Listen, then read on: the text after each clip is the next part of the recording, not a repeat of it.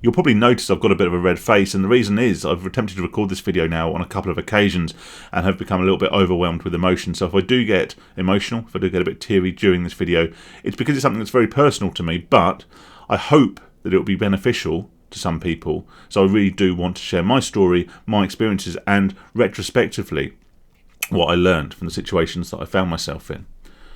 In particular, I'd like to address a very specific person at a very specific time in their lives. This person is in their mid to late teens. They feel incredibly trapped by their life. They're having a very, very difficult time at school. They can't see a way out or a future out of their current situation, and they are at the point of contemplating self-destruction. Unfortunately, that person was me, and that point was 25 or so years ago, so I'm unable to address that person directly, as I think they would have found this incredibly beneficial. However, I would like to talk to anyone who feels trapped in their current situation, particularly young people, but this could apply in your 20s, 30s, 40s, 50s and beyond. If you found you're stuck in a certain situation, stuck in a rut, stuck in a routine, and you're unable to see your life outside of that position that you're in at the moment, then hopefully this video will help let you know that you're not alone, and that maybe you can get something from it that will lead you to a better path and to a more happy and fulfilled life in the future. I'll forego this normal self-promotion, but if you do wish to support me and the channel, I will talk about that more at the end of the video. Not all of this is going to be completely new. If you've been with the channel a while, some of these experiences I've spoken about before, but let's put them all together. Let's tell you the story first and foremost, and then how this affected me and my outlook as an older person. I will say that this video is not specifically about gambling addiction, so if you are here specifically for gambling addiction videos, whilst I may touch upon the topic in this story, it certainly won't be the core of it, but hopefully, like I say, if you feel trapped by that or by anything else, this could potentially help. So let's take you back to when I was 14, 15, right up to the time I left school at 18. I was an intelligent child. I was very, very well supported by my parents, who really wanted the best for me academically. I was, however, intelligent, but I wasn't academic. So what happened when I left primary school is I passed an entrance exam we had here in the UK called the 11 Plus, and I went to a grammar school. Again, if you're not in the UK, a grammar school is a non-fee paying selective school based on an entrance exam. The reason I'm telling you this is because this gives you the background as to the situation I found myself in the education system. I was at a school where I was intelligent, but suddenly at the lower echelons of intelligence for this school. I didn't fit in for that reason because I wasn't academic and I wasn't focused on going to university. I wasn't focused on going to Oxford or Cambridge, the two top ranking areas for universities here in the UK. Likewise, the other thing that school took very seriously was its sport, particularly rugby and cricket, and I wasn't prolific in either. I was pretty lame at both, to be completely honest with you. And because of this, I felt like a misfit. I wasn't the academic studious type, and I wasn't the sporting type, so I was kind of left to languish at the bottom, which left me with a relative sense of unfulfillment and also a very low level of self-esteem, because I simply wasn't good at anything in particular that the school rewarded you for being good at.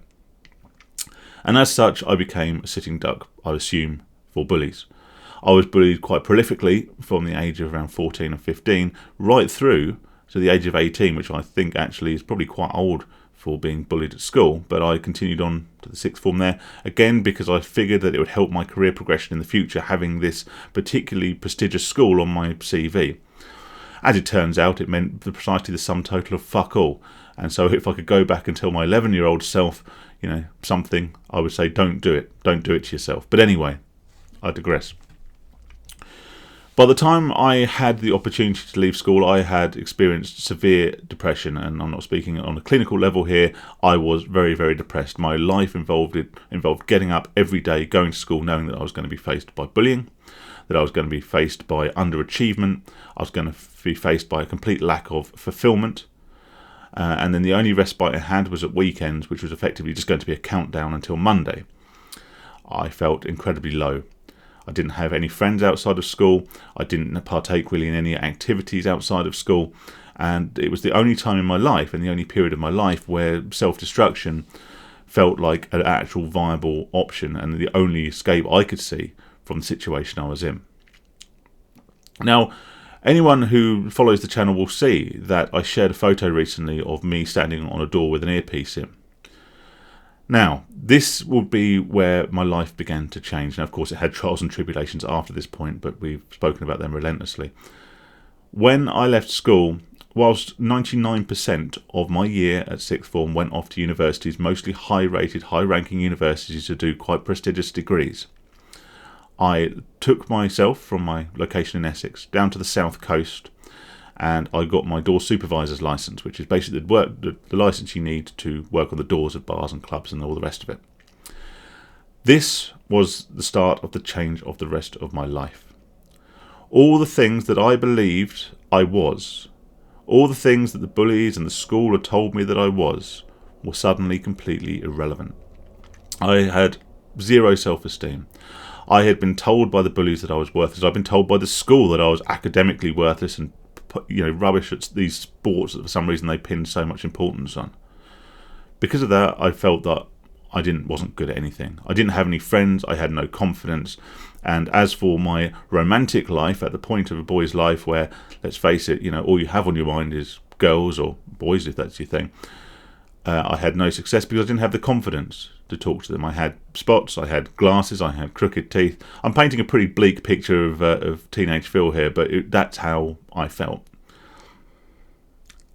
So I got my door license, and the way I did this is I actually applied to work at Butlins down on the south coast, because they would actually give you a job, give you accommodation, put you through your door supervisor training, get your license all paid up for you, so you didn't need to do any of this off your own bat.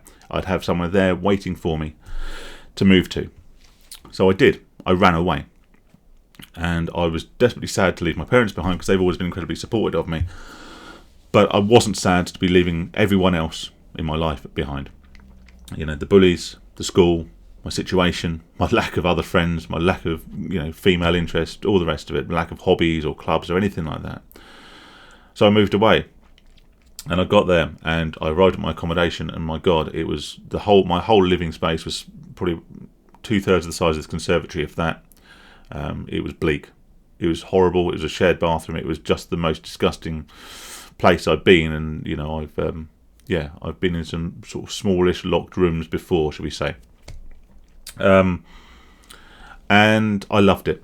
I absolutely loved it. And the reason I loved it is because I was no longer that Phil. I was no longer the dejected, useless with women, useless at sport, academic failure Phil.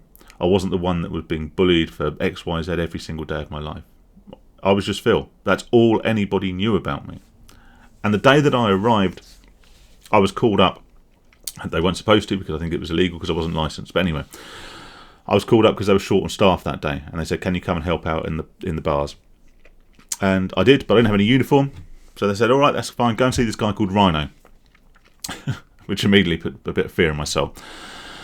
And so I went to see this guy called Rhino, who was an ex-para, big lump, as you can imagine by the name, and he eyed me a shirt, which was very kind of him.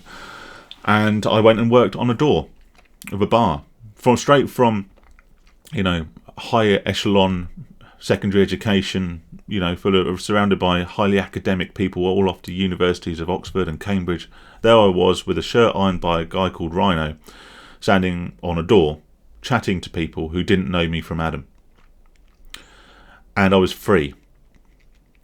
Retrospectively, could I do that job now? Could I? Hell. 6 days a week, working nights till 4 a.m, out in all weather conditions, confronted by angry, drunk, aggressive people. No. But suddenly everything I knew about myself, everything I truly believed to be true, the mental prison that had been built, yes, partially by other people's attitudes and behaviours towards me, but the prison I had built within my own head, I had busted out of. It doesn't matter what had come before, nobody knew that. So I reinvented myself. I wasn't the best doorman in the world, to be completely honest with you, but hey, at least I was rubbish at something I was enjoying. And suddenly I found I had friends. A very eclectic, very random bunch of friends, from the big burly guys like Rhino to the somewhat more flamboyant people that, red coats and all the rest of it. I had this, one night I was standing on a door having to sort of manhandle people out of a club. The next one I was in a gay bar, dancing to Wham or something, and everything in between, and it was amazing. And I experienced things that, I never thought I would. I had a true group of friends. I had people who would support me, stick up for me. I had a job that, dare I say, I enjoyed. I had female interest more female interest than I could shake a proverbial stick at. I had experiences with alcohol and fun nights out and other things which I'm not going to talk about publicly as if not to incriminate myself. It was incredible. It wasn't ever going to be sustainable. It was a lifestyle that served me brilliantly and got me to break free of the prisons I've built in my own mind. I became a new Phil. I became partially the Phil you see before me, albeit one with more hair, fewer wrinkles and fewer battle scars to show for it. But I was truly free. And the reason I want to share this is because you are quite often a prisoner of the identity that you create for yourself. My identity had been formed in my head. Yes, it had been formed by the teachers telling me I was going to fail and I was an underachiever. Yes, it had been formed by the fact that I always last to be picked for cricket or rugby or whatever other sport they decided was the flavour of the month. Yes, it was formed by the constant beatings my self-esteem took from being bullied day in, day out, and only having the weekends as a very brief respite before it all started again. Yes, it had been formed by that, but it had been formed by myself because I believed these things. I believed that's all I was. And I experienced the same when it came to gambling. I built this idea that I was a useless degenerate. I built this idea that I was a failed human being, that I would never be free of this thing, and I built this prison in my head. And it didn't take such a dramatic life change for me to bust out of that prison, but it has made me realise that, yes, sometimes we are stuck in situations through no fault of our own. If we have kids, if we're married, if we have a job that we need to pay the mortgage, yes, there will be things we cannot change. But a lot of the times the things we cannot change physically are things we can change the way we think about, and we can actually open that prison door in our minds and escape from the impression and the identity that we have given ourselves, which so often only exists in our own heads. Now, every time I speak to someone new, every time I approach someone new, every time I'm introduced to someone, I realise that that person doesn't know my history. They don't know the weak-willed, beaten down, borderline suicidal teenager inside me. They don't know the down-and-out, desperate, degenerate gambling addict inside of me. And they don't know all the other bad personalities, all the other bad personas and identities that I've built for myself in my life. All they know is there's a bloke in front of you.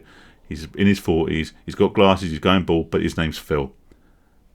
And that's all they know. And the rest you can create for yourself, and you can start doing that today. If you're young, then maybe it does involve a dramatic change, a change of circumstance, a change of the people around you, the change of geographical location. Maybe you can do that. Maybe you can go and change things altogether to give yourself a fresh lease of life and a new identity. But maybe it's just a case of changing the way that you think about things, changing small things in your routine, which help you to break this impression, this sort of psychological imprint of who you truly believe you are, and actually get a bit closer to being the person that you really truly are. And I really hope that makes sense. If you want to see more of these videos, if you think that me sharing my experience is helpful in some way, then please do like and subscribe. If you do want to support me making more videos, making the channel better, reaching more people, not just here on YouTube but elsewhere, there will be a Patreon link in the description below, and everyone who signs up to that, I really, really appreciate it. It helps you more than you all know. But for now, please stay safe, stay sane. Thanks for watching, take care, and I'll speak to you all soon. All the best.